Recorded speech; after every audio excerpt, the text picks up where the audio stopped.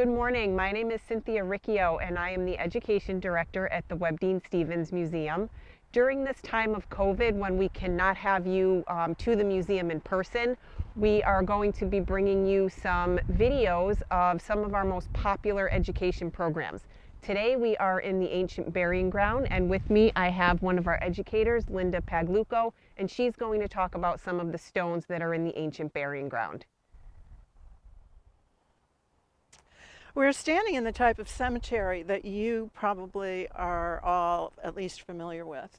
It's a modern cemetery, and if you look around here, notice the shapes of the stones, the style of the stones, the material of the stones, and some stones are actually flat to the ground. They don't stand upright at all. But these are 20th century or 21st century stones. If you look up the hill, you'll see evidence of some of the earliest burials in old Wethersfield in the 1700s. Those are all at the top of the hill, and they look very different from these stones. Now, the first grave markers were not tombstones at all. They tended to be either wooden slabs on which you could write or paint the person's name, or simple field stones, boulders that mark the spot of the burial.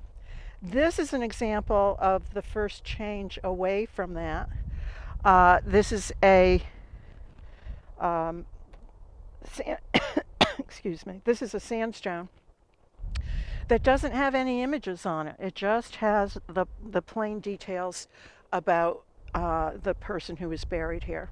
And this was the first type of specially carved gravestone that became available in early New England. Now, even today, when we select a gravestone to be decorated, we tend to reflect parts of our religious beliefs, and that was true of the Puritans as well. The Puritans had a kind of a harsh view of human existence, and you can see that reflected right on this stone. Right on the top is a kind of eerie image of what we would today would call a skull. They would call it a death's head. So that gives you some example of what they're thinking when they look at a gravestone like this.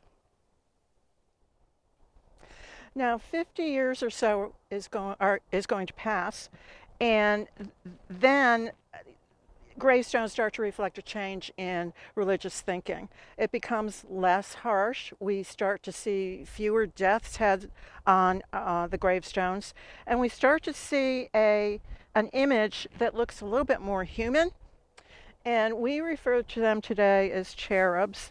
I think they represent angels or the soul of the person who is buried here, but the important part is the wings, which express the hope that the deceased person will ascend to heaven on Judgment Day.